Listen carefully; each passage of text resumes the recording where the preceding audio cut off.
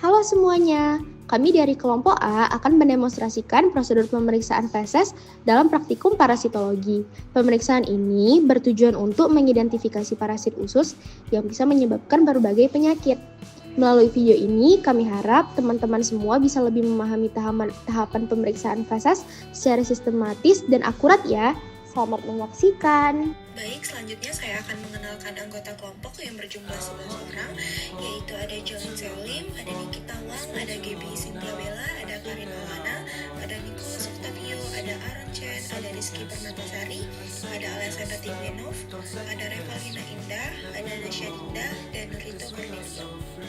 Halo semuanya, sebelum melanjutkan ke jenis-jenis parasit yang biasanya ada pada feses, kita mulai terlebih dahulu dari tipe-tipe feses.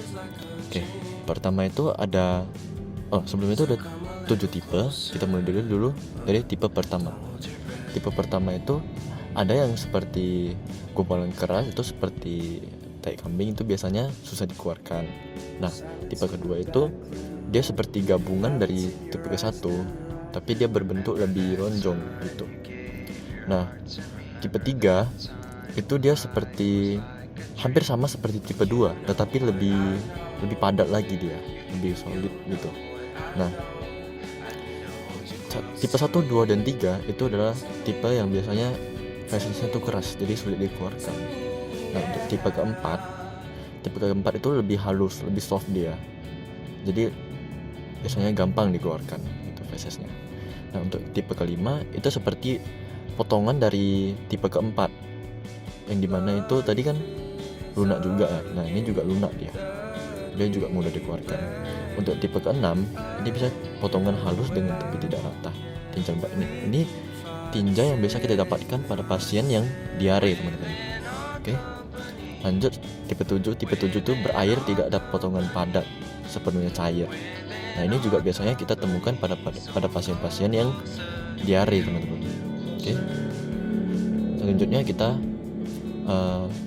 lanjut ke tipe-tipe atau jenis-jenis parasit yang biasanya ada pada feses manusia.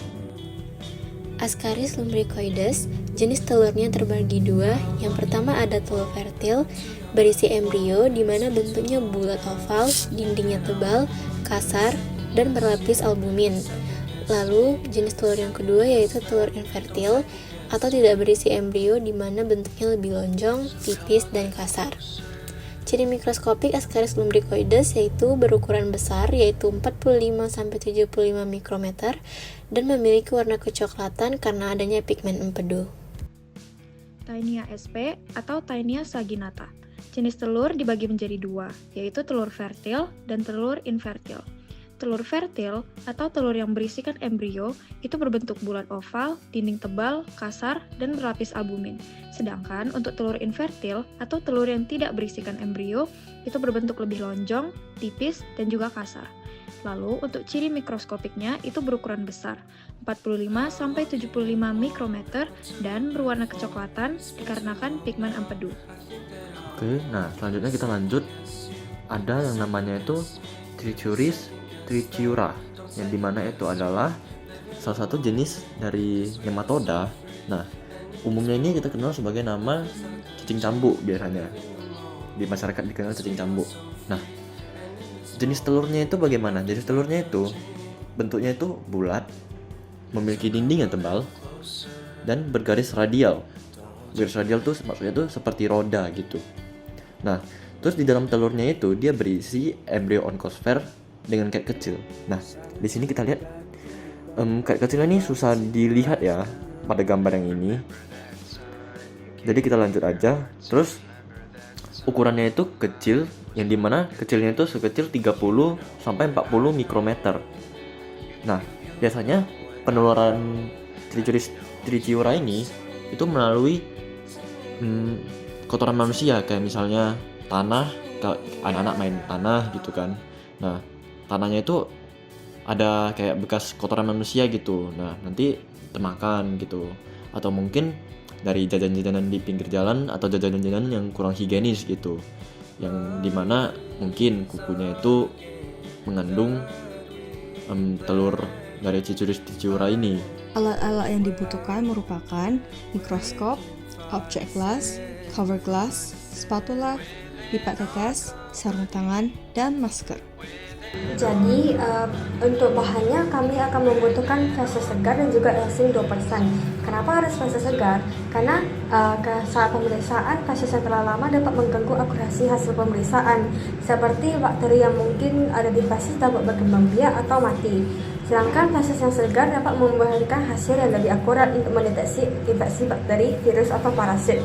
Nah, mengapa untuk eosin 2% diperlukan? Karena eosin 2% digunakan dalam pemeriksaan feses untuk membantu membedakan telur cacing dari kotoran dan debris lainnya di feses. Nah, eosin membantu meningkatkan kontras sehingga telur cacing lebih mudah dilihat dan diidentifikasi di bawah mikroskop. Sedangkan kalau larutan eosin 3% mungkin terlalu pekat dan dapat mengaburkan di telur cacing atau menyebabkan pengamatan yang tidak akurat. Sedangkan 1% tidak menghasilkan kontras yang baik dan kurangnya daya tahan. Jadi larutan eosin 2% sangat bagus untuk dalam pemeriksaan feses. Baik, yang pertama-tama kita ambil satu pipet tetes yang sudah ada larutan eosinnya, ditaruh di atas objek gelasnya, satu tetes saja. Lalu kita ambil sampel fesesnya menggunakan lidi. Kita ambil sedikit lalu kita campurkan dengan larutan eosinnya menjadi satu secara menyeluruh atau secara homogen agar mempermudah pemeriksaan secara mikroskopis. Baik, setelah larutan eosin dan juga sampel fesesnya menjadi satu atau secara homogen, maka kita tutup menggunakan cover glass untuk tidak ada gelembung saat pemeriksaan mikroskopis. Nah, sediaan pun kita cek di mikroskop untuk diamati untuk mendeteksi apakah terdapat telur, cacing, parasit di dalam feses tersebut. Selanjutnya, kita akan melihat preparat feses dari mikroskop. Berdasarkan hasil pemeriksaan mikroskopis preparat feses secara langsung, tidak ditemukan adanya telur, larva, maupun kista parasit usus, dan golongan cacing maupun protozoa. Dengan demikian, hasil pemeriksaan feses dinyatakan negatif terhadap infestasi parasit usus. Demikianlah praktikum pemeriksaan feses untuk identifikasi parasit. Semoga video ini dapat memberikan pemahaman yang lebih baik mengenai prosedur dan pentingnya diagnosis parasit pada feses. Terima kasih telah menyimak, sampai jumpa di praktikum selanjutnya.